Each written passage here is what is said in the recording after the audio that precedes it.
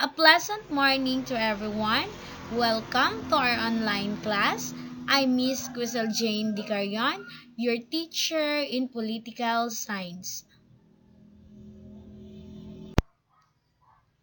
Welcome to our 7th week of online learning for the 4th quarter.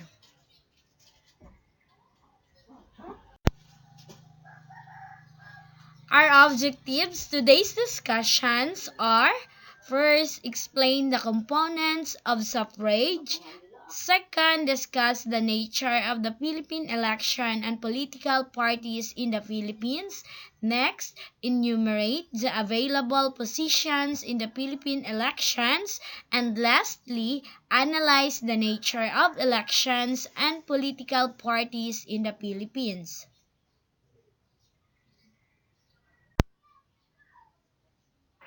And now, we are going to tackle about the election. What is the election all about? Election is very vital in the country. This is the time the country will select who will lead the country. In this topic, we will learn how the election is being done in the Philippines. What are the components of election? Election is citizenry selects person who will exercise governmental power. It is to select person to be assigned in different position in the government office. This is done through voting. Plebiscite. It is a popular vote conducted to get electorate's view on permanent changes to state's political structure. It is the electoral process by which an initiative on the Constitution is approved or rejected by the people. Referendum. A popular vote regarding soundness of a law proposed. It is the power of the electorate to approve or reject a legislation through an election called for the purpose. Recall, constitutional measure which empowers citizenry to remove a local official. A recall election may be called if there is a petition of at least 25% of the registered voters in the LGU.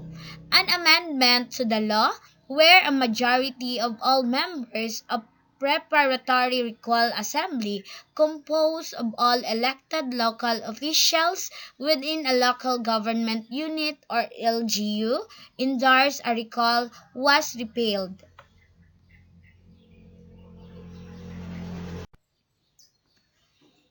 The recalled official is not allowed to resign when facing a recall election, but may participate in it. The candidate with the highest number of votes wins the recall elections.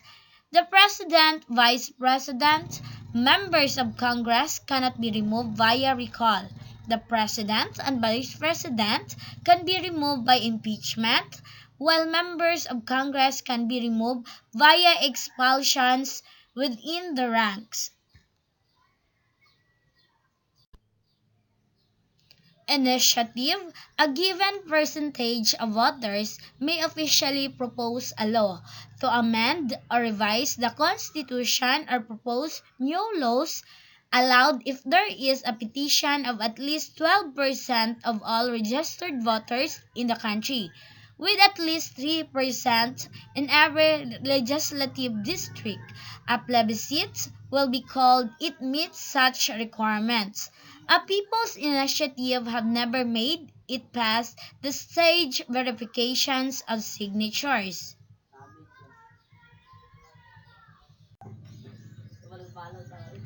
What is electoral system?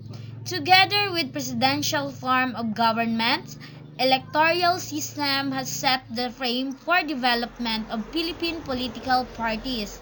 The current electoral system established in the 1987 Constitution has the following characteristics. The President and the Vice President are elected nationally for 6 year terms with no election allowed. The National Legislative bicameral with a lower house of not more than 250 representatives elected in a single member of district constituents for 3 year terms plus sectorial representative appointed by the President. The 24-member Senate has senators elected for 6 year terms, nationally half elected every 3 years. Representatives are limited to three, senators two.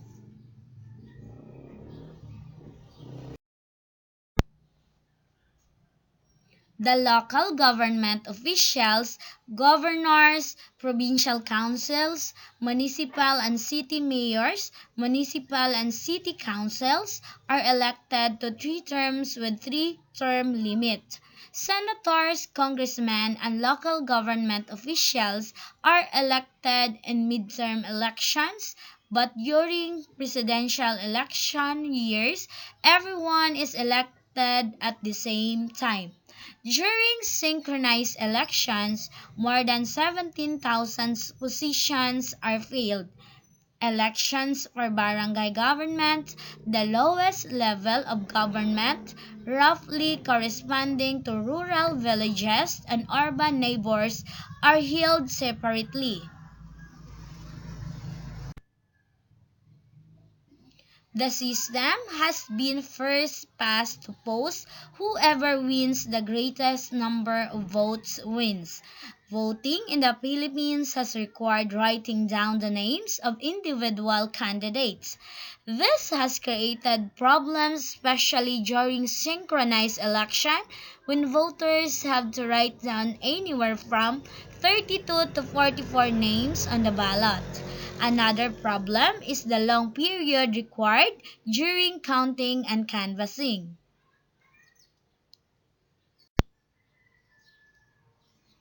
Elections are supervised by the Commission on Election or COMELEC, a constitutionally mandated independent body. Although it is supposed to be an independent body, the COMELEC is invariably accused of being pro-administration in nearly every election. Parties are required to register with the COMELEC with a verified petition with attachment, including a constitution, bylaws, platform, and such other information as may be required by the COMELEC. They are required to have chapters in majority of regions, and within each region a majority province down to towns and barangays. The NAMFREL. This refers to the National Movement for Free Elections, a private group established in the 1950s with advice assistance from the United States to keep election honest. It recruited public-spirited citizens to watch out the voting. There are kinds of election. The general elections are those held for the purpose of electing national and local officials simultaneously.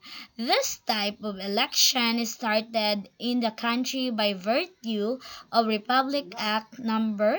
7166, which synchronized elections for national and local officials, excluding those at barangay level. The national elections are those conducted to elect the President, Vice President, and members of Congress. The local elections are those held for purpose of selecting officials in the regions, provinces, cities, and municipalities.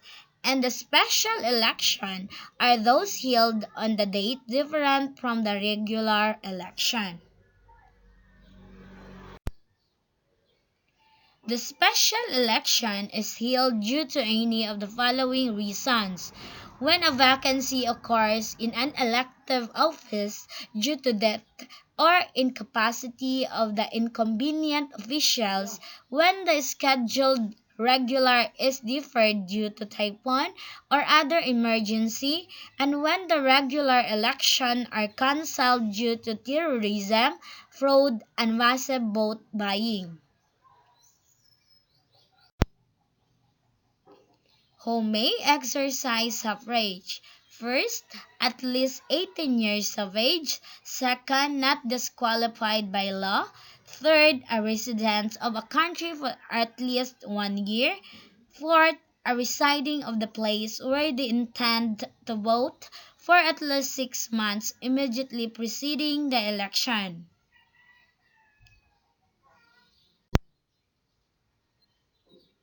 The absentee voters. Absentee voters are divided into two types: the local absentee voters and the overseas absentee voters. Local absentee voters include people who are working during election day. This includes soldiers, policemen, government employees, and the like. Overseas absentee voters are Filipinos residing abroad.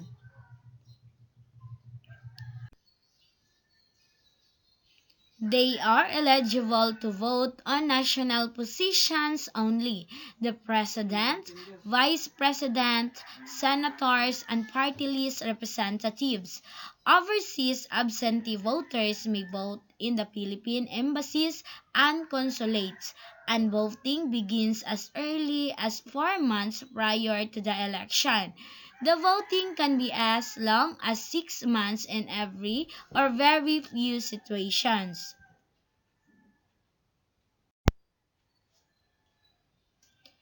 For the enquiries, you may click the link https://lcms.gaitf.com/ or you may contact 0975-2708-093 or 0951-3032-796.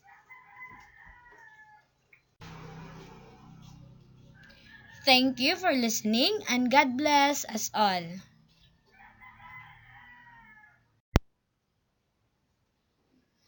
This is Miss Crystal Jane Decarian, your teacher in political science. Once again, a pleasant morning to everyone.